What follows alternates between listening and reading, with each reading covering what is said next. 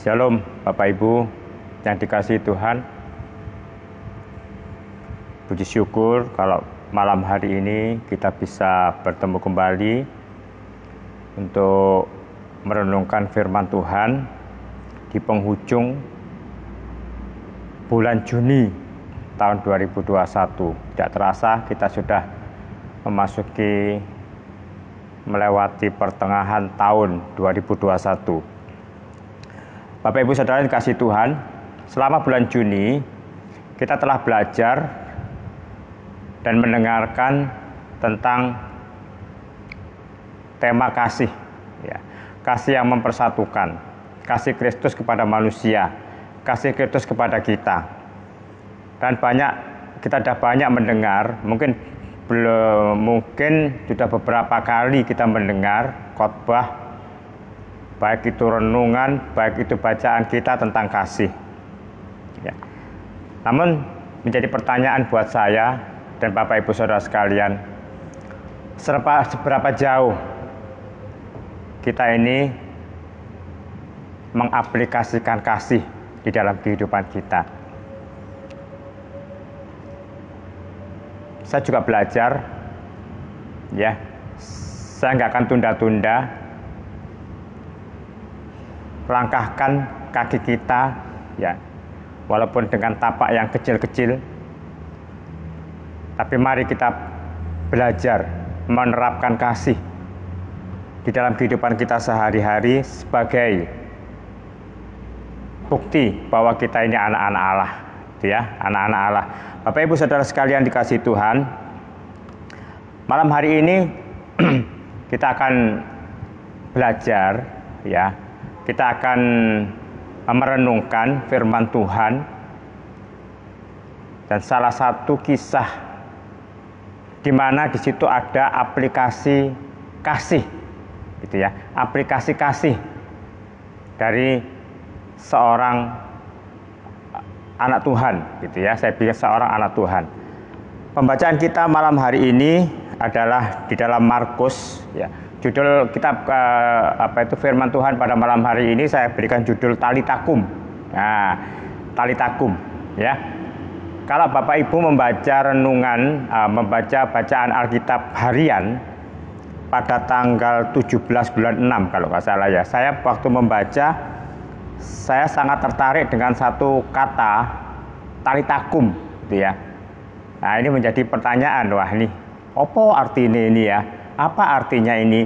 Dan saya juga baca, saya cari Talitakum ini ternyata dari bahasa Aram. Ya, saya bukan ahli bahasa, ya, tapi saya lihat di Google, saya lihat selidiki di Kamus Alkitab, Talitakum itu dari bahasa Aram yang biasa dipakai oleh Tuhan Yesus, gitu ya. Bapak Ibu, kita akan baca di dalam Markus 5 ayat 41. Markus 5 ayat 41, demikian firman Tuhan. Lalu dipegangnya tangan anak itu, katanya, Talitakum, yang berarti, hai anak, aku berkata kepadamu, bangunlah. Ya, Talitakum yang berarti, hai anak, aku berkata kepadamu, bangunlah. Nah, kalau kita membaca perikop ayat firman Tuhan ini, yaitu Tuhan Yesus membangkitkan anak Yairus, ya. Tuhan Yesus membangkitkan anak Yairus. Nah, kisahnya mungkin Bapak Ibu bisa lihat di situ, dan ini sangat luar biasa memberkati saya juga. Itu ada seorang kepala rumah ibadat yang namanya Pak Yairus, gitu ya. Namanya Pak Yairus. Pak Yairus ini statusnya adalah kepala rumah ibadat. Saya yakin kalau kepala rumah ibadat dia ngerti sekali tentang agama, tentang Alkitab, tentang Taurat, gitu ya.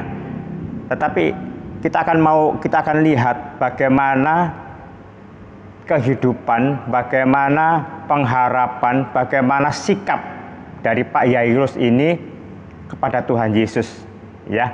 Yang pertama dikatakan, pada saat Pak Yairus ini mempunyai anak kecil umur 12 tahun, anak wanita ya, anak perempuan 12 tahun ini sedang sakit. Alkitab lain katakan sedang sekarat ya, hampir mati, dikatakan seperti itu ya.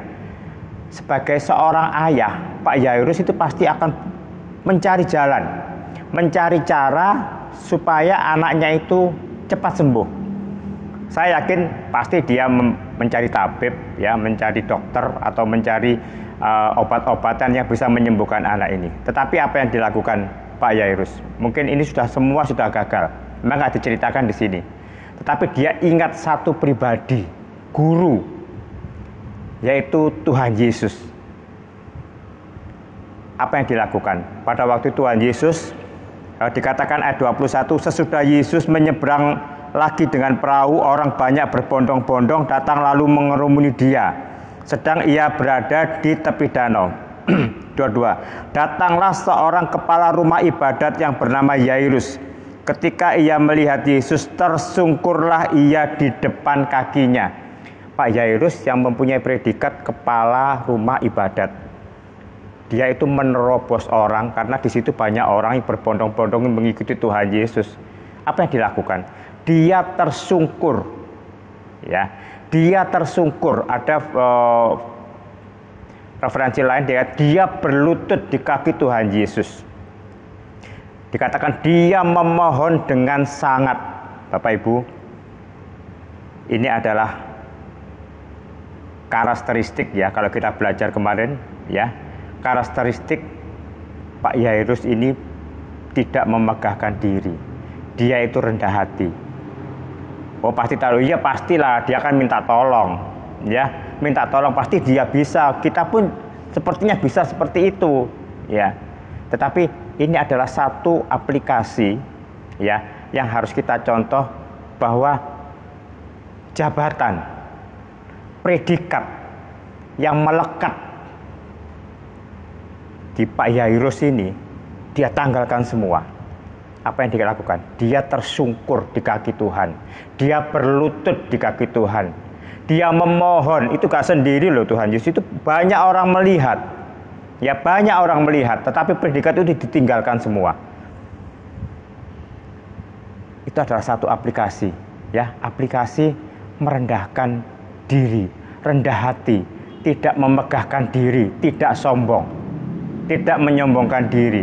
Karena dia tahu, walaupun dia itu Pak Yairus ini adalah ahli agama, dia pimpinan, mempunyai banyak pengikut, tetapi dia nggak bisa menyembuhkan anaknya yang sakit. Terus apa yang dilakukan? Dia memohon kepada Tuhan Yesus. Ya, dikatakan 23, dan memohon dengan sangat kepadanya, anakku perempuan sedang sakit, hampir mati. Datanglah kiranya dan letakkanlah tanganmu atasnya supaya ia selamat dan tetap hidup. Bagaimana respon Tuhan Yesus? Dia katakan, ayo kita pergi bersama-sama. Ya, kita pergi bersama-sama. Wah, Pak Yairus senang hatinya. Ya, ini ada harapan, anak saya pasti sembuh. Tetapi Bapak Ibu Saudara sekalian, di tengah jalan, waktu berbondong-bondong orang banyak mengikut Tuhan Yesus, waktu dia dengan Pak Yairus mau ke rumah Pak Yairus untuk menyembuhkan anaknya ini, di tengah jalan ada satu peristiwa lagi. Ya, peristiwa lagi.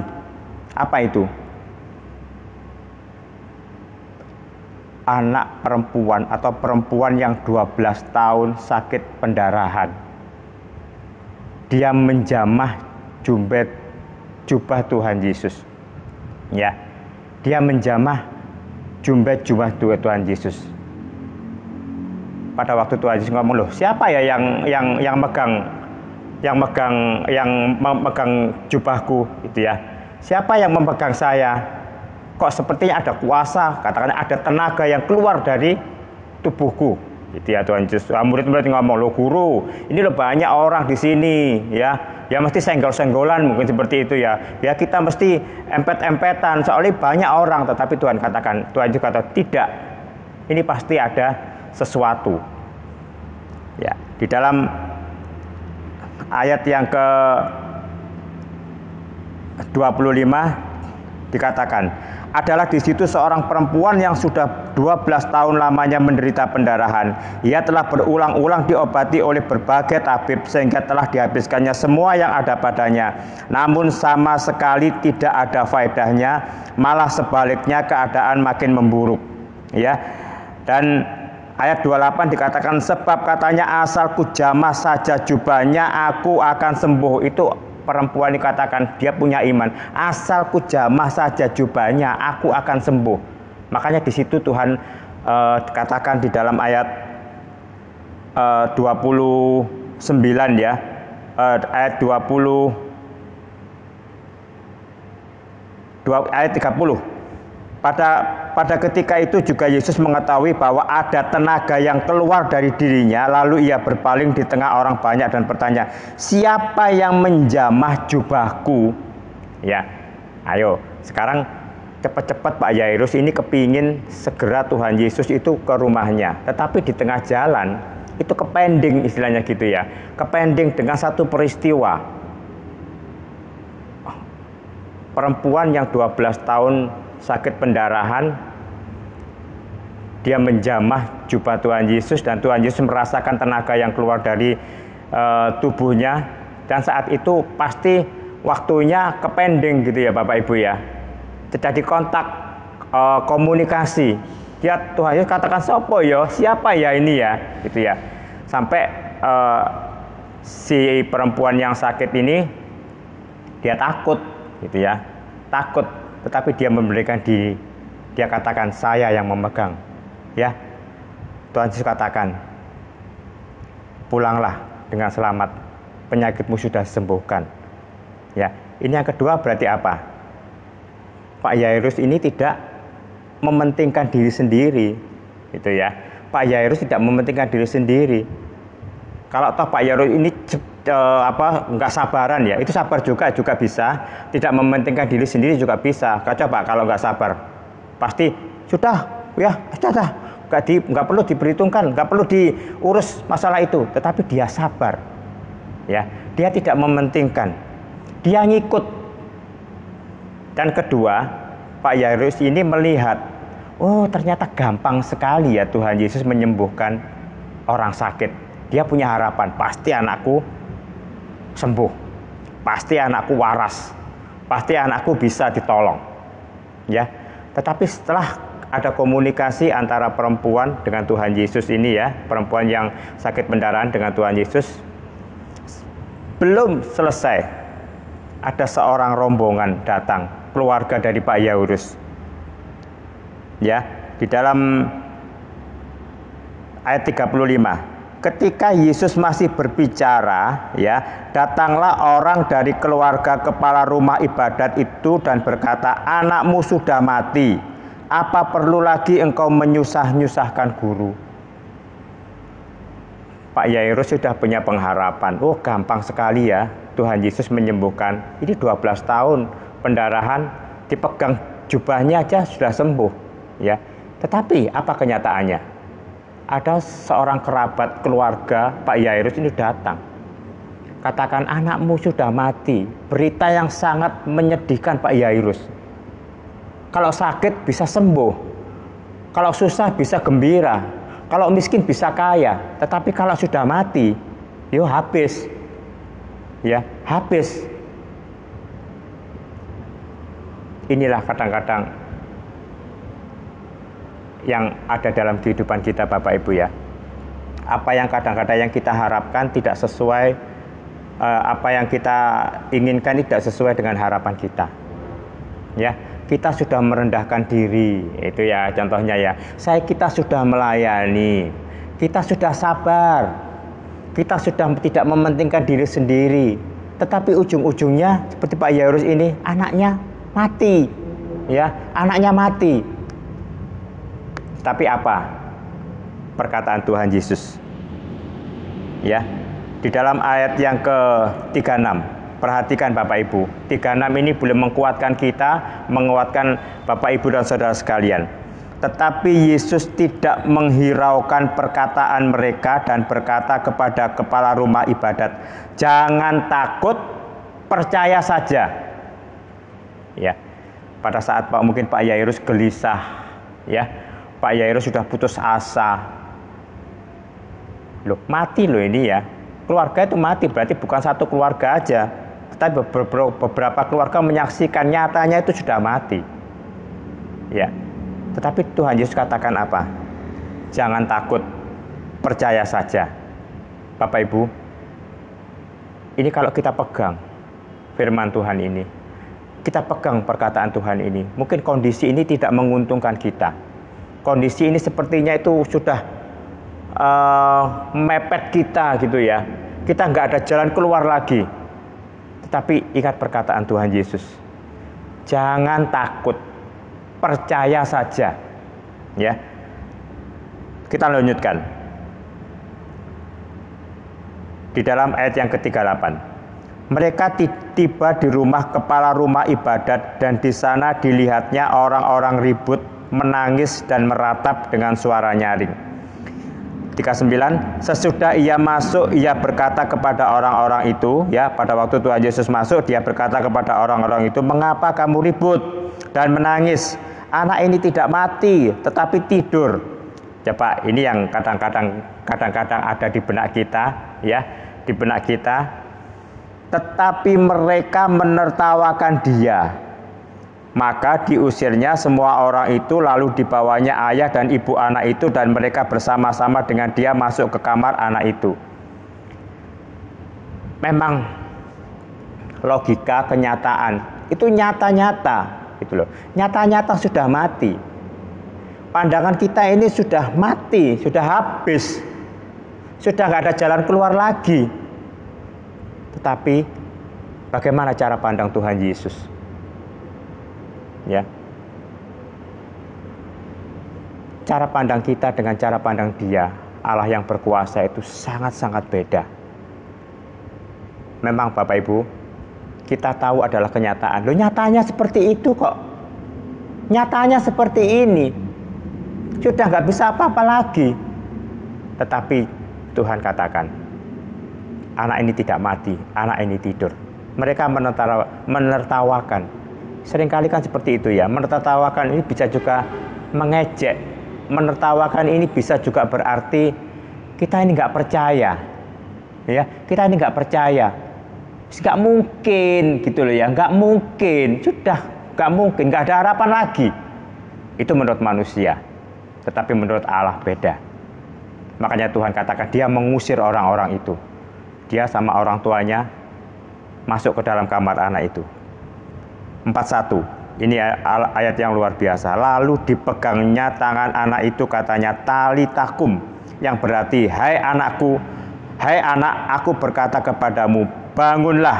42. Seketika itu juga anak itu bangkit, berdiri dan berjalan, sebab umurnya sudah 12 tahun. Semua orang yang hadir sangat takjub. Bapak Ibu, saudara yang dikasihi Tuhan, talitakum itu juga berlaku juga dalam kehidupan kita. Mungkin saat ini dalam kondisi susah, dalam kondisi sedih, mungkin dalam kondisi apapun juga keadaan kita. Ingat perkataan Tuhan Yesus, jangan takut, percaya saja. Dan yang kedua adalah talitakum, artinya ayo sekarang bangkit, jangan terpuruk, jangan apa ya istilahnya itu memikirkan yang lama-lama itu loh. Ya, kita akan berpandangan ke depan. Katakan ayo bangkit. Katakan hei anak, bangunlah. Ada yang katakan hei anak, bangkitlah. Saatnya kita bangkit, Bapak Ibu ya. Memang kalau kita melihat situasi nggak bisa, sudah nggak bisa, usaha sudah nggak bisa, ini sudah nggak bisa, bekerja sudah nggak bisa. Tetapi ingat, katakan Tuhan Yesus kata, jangan takut, percaya. Mungkin yang sakit sudah nggak bisa sembuh lagi. Mungkin yang sudah rugi, sudah nggak bisa balik lagi, nggak bangkit lagi. Tetapi ingat perkataan Tuhan Yesus ini, ya, ayo kita percaya sama Tuhan Yesus. Dan kedua adalah mari kita bangkit, ya, semangat, ya, semangat. Baik itu anak muda, baik itu bapak ibu yang dewasa, baik itu bapak ibu yang lain yang sudah berusia lanjut, mari kita bangkit. Kita bersama-sama, ya, Akan kemarin katakan kalau kita ini bangkit, kita ini semangat, kita ini sukacita, imun kita bertambah, ya, imun kita menjadi kuat. Gitu Bapak Ibu ya. Jadi ingat. Dan satu hal lagi yang saya katakan bahwa cara pandang Allah dengan cara pandang kita manusia itu sangat-sangat berbeda.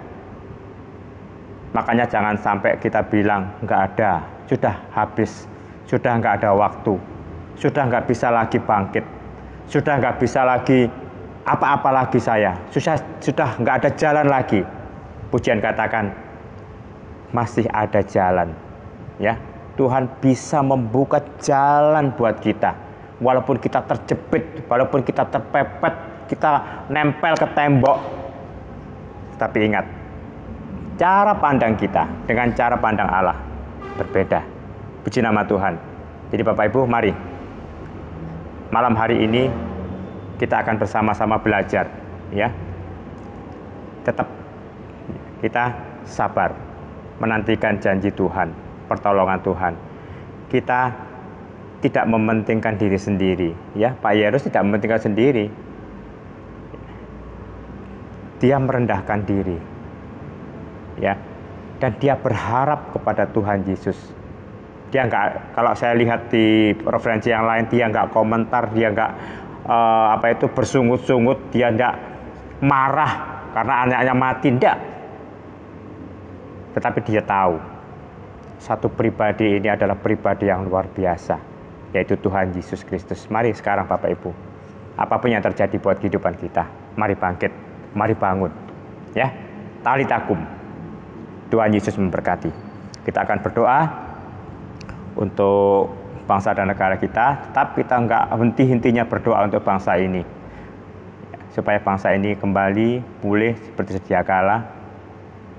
Dan kita sedang jemaat Tuhan di tempat ini tetap diberikan kekuatan, kesehatan. Kita akan berdoa. Tuhan Yesus, kami bersyukur malam hari ini Tuhan, kalau kami belajar tentang satu kisah, Engkau menyembuhkan anak Yairus. Biarlah ini pelajaran buat kehidupan kami Tuhan. Bapak, kami bisa mengaplikasikan kesabaran, kerendahan hati kami, bisa tidak mementingkan diri sendiri. Tetapi biarlah Tuhan, terus kami percaya kepada Engkau sebagai Allah dan Juru Selamat kami. Ampuni kami kalau kami kadang kurang percaya kepada Engkau.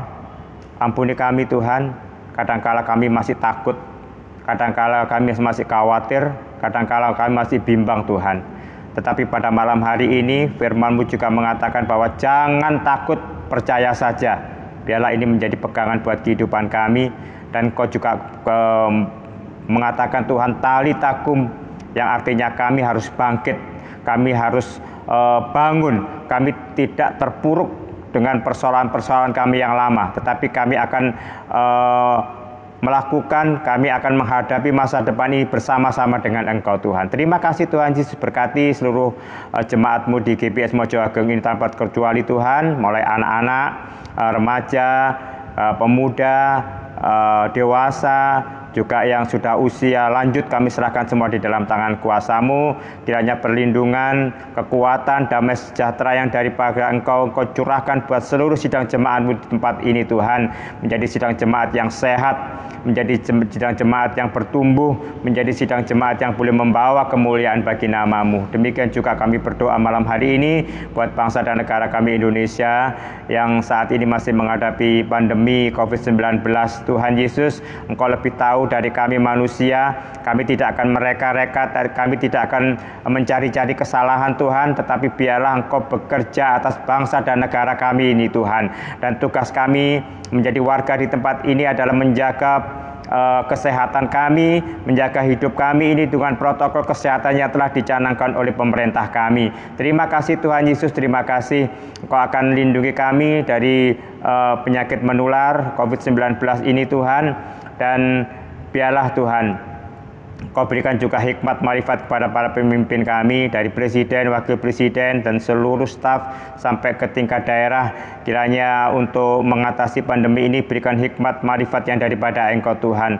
Sebab semua sepengetahuan Engkau dan seizin Engkau Tuhan. Terima kasih Tuhan Yesus, terima kasih. Kami percaya, kami tidak takut, kami percaya bahwa Engkau Allah yang berkuasa atas kehidupan kami, atas bumi ini Tuhan, atas bangsa dan negara kami Indonesia. Demikian juga untuk Jombang dan sekitarnya, Mojo Agung di mana kami tinggal, kami beribadah. Engkau juga akan berikan perlindungan yang luar biasa Tuhan, sehingga sakit penyakit tidak ada di daerah kami ini Tuhan, dan kami boleh beribadah dengan leluasa. Terima kasih Tuhan Yesus, terima kasih. Kami berkati seluruh saudara jemaat-Mu yang malam hari nanti akan beristirahat dalam perlindungan Tuhan Yesus Kristus. Besok bangun dengan tubuh yang sehat, dengan kekuatan dan semangat yang baru, berkat dan urapan yang baru. Terima kasih Tuhan, dalam nama Tuhan kami Yesus Kristus kami berdoa, haleluya, amin.